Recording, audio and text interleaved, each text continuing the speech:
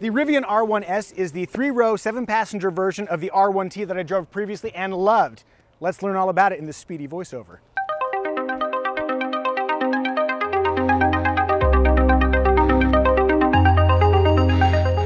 If you're not familiar with Rivian, it's an American electric vehicle startup whose first product was the R1T pickup truck that I mentioned mere seconds ago. The R1S SUV is the follow-up. Compared to its closely related pickup kin, the R1S is 16.3 inches shorter, nose to tail, with a 14.7-inch shorter wheelbase. Otherwise, the R1T and the R1S are very similar mechanically. A $6,000 cheaper 2-motor setup is on the horizon, but for now, the R1S uses 4 motors, one for each wheel. Their collective output is massive, helping propel the R1S from 0 to 60 miles per hour in as quick as 3 seconds, according to Rivian. Despite that power, tow capacity drops in the R1S to 7,700 pounds versus the R1T's 11,000 pound max. Regarding range, it's an EPA-estimated 316 miles for the R1S with the current 135 kilowatt-hour large battery pack. A cheaper standard battery pack paired with dual-motor all-wheel drive offering more than 250 miles is slated for future model years, as is a max battery pack exclusive for the pickup with more than 400 miles of range. Those are the basic details.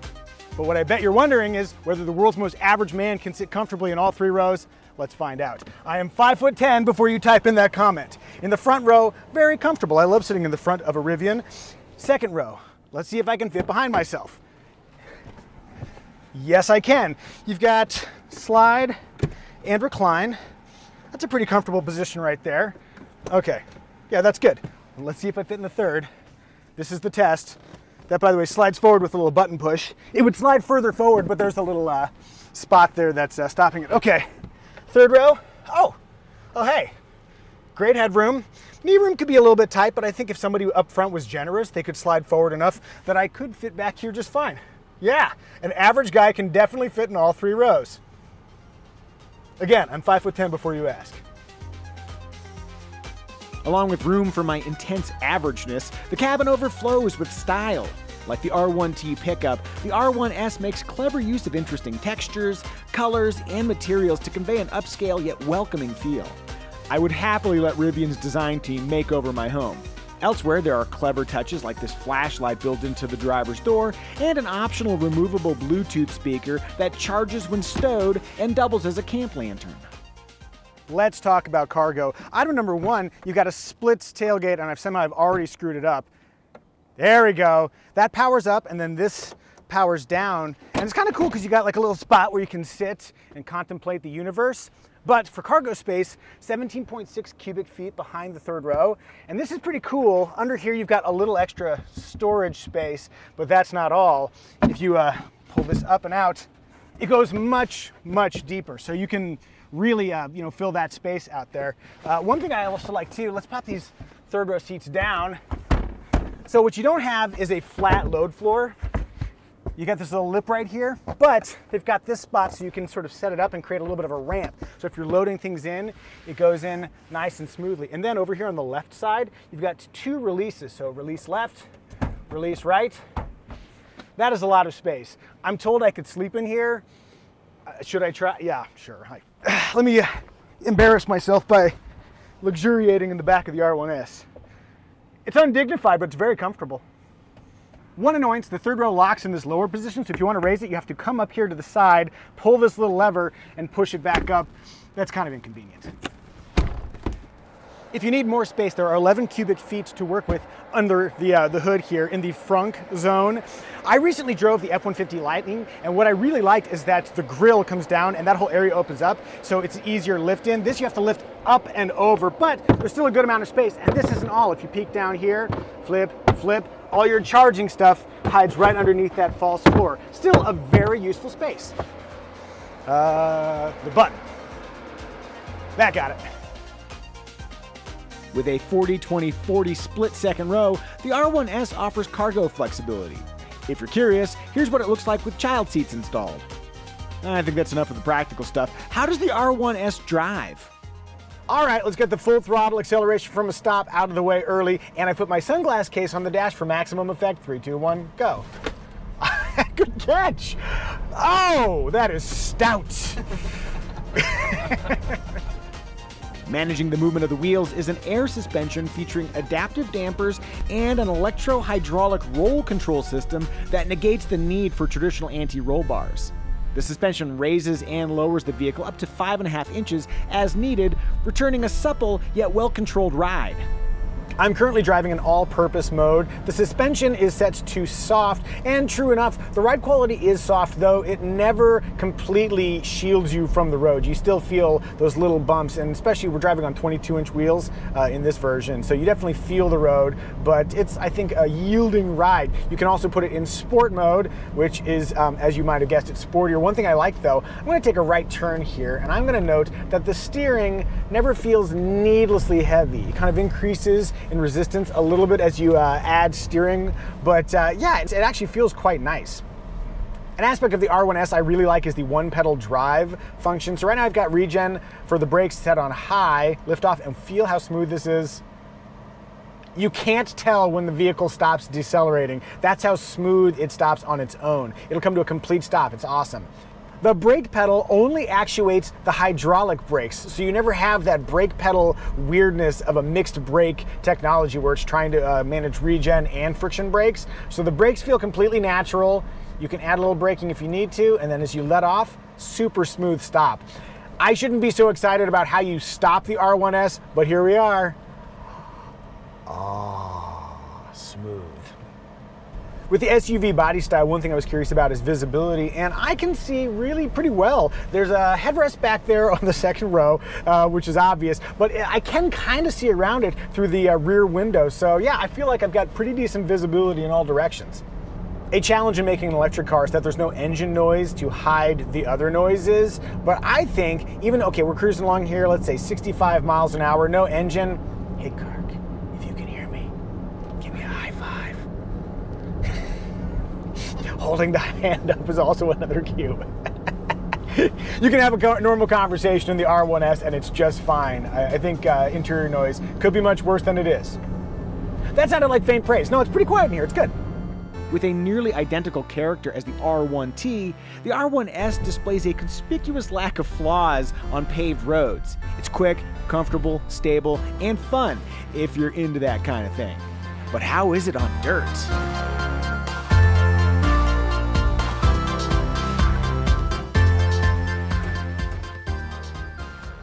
Okay, we're gonna take the R1S off-road. The first thing I'm noticing, we're in off-road mode, and there's more wiggle room, a little dead space at the top of the pedal action. Talk about how you guys adjust the R1S for off-road duty. Sure, yeah, so you'll see that little bit of dead spot in the all-terrain. You can think of all-terrain as kind of the all-purpose mode of off-road, where it's a kind of jack of all trades for all the off-road surfaces, or different amounts of roughness of the terrain. In rock crawl, that dead portion of the pedal, as you call it, gets even more extreme. So I'm used to like left foot braking over like rock crawl events, and what's cool is that with the regen, and you can adjust it, so right now we're in high regen, but that kind of takes away a lot of the need to do the 2-foot action. So that's one thing I really like about off-roading in an electric vehicle. So you can do so much by having 4 motors. How does that help driving off-road? Ultimately, in every mode, traction control is on a corner-per-corner basis. When a wheel lifts off the ground, it doesn't spin out of control. It just gently recognizes, hey, I don't have any grip, spins slowly, and then once it comes back to earth, it starts helping again. What are the advantages for the R1S? I mean, you've got like a shorter wheelbase, you've got a shorter overall length. Do those pay off when driving off-road? Just by the geometry, breakover's better, departure's better. And with the wheelbase improvement, you get a tighter turning radius. So, I like you can like really hear the like the traction, kind of like slipping, gripping, slipping, gripping. It's all very dynamic. Also, that's a pretty tight left. Made it no problem. Yeah. Awesome. Okay, yeah, I think the R1S is a perfectly capable off-road machine. But can it drift?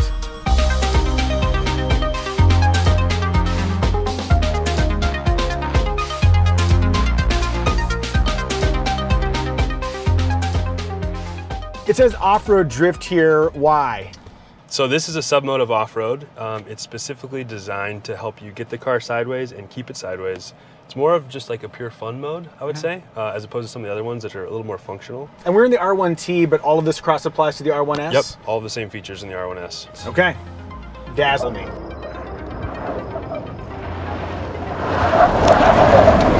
Whee! There we go. So it really does let you get sideways. Yeah. Ooh. So some of the attributes that make the R1 series so good at this, I mean, that prompt electric torque. The immediate torque, and then the ability to control torque and regen with my single foot. Yeah, so I can control the angle right now. Yeah, so like a lot of times when you drive like this, you might be doing a left foot braking technique. That's kind of the proper rally approach. Yep. But you can all do it with the 1 foot. This is all 1 foot of driving. We're getting a little bit jumpy at points. How does the suspension deal with those jumps? Is there anything that you guys have done in that? So we have variable damping based on the essentially articulation. So as you start to reach the end stops, it's going to ramp up compression or rebound so that, like, you felt over those jumps, it wasn't super harsh when we landed. Yeah, not at all. Yeah, so that's constantly working. It also is adapting based on what I'm doing with the throttle and the steering. So it's like, oh, I see, you know, a big change coming, so I'm stiffening up the outside to keep it from rolling, that sort of thing. Gotcha. And then maybe my last question is, does putting that ability in a 7-passenger family SUV seem smart?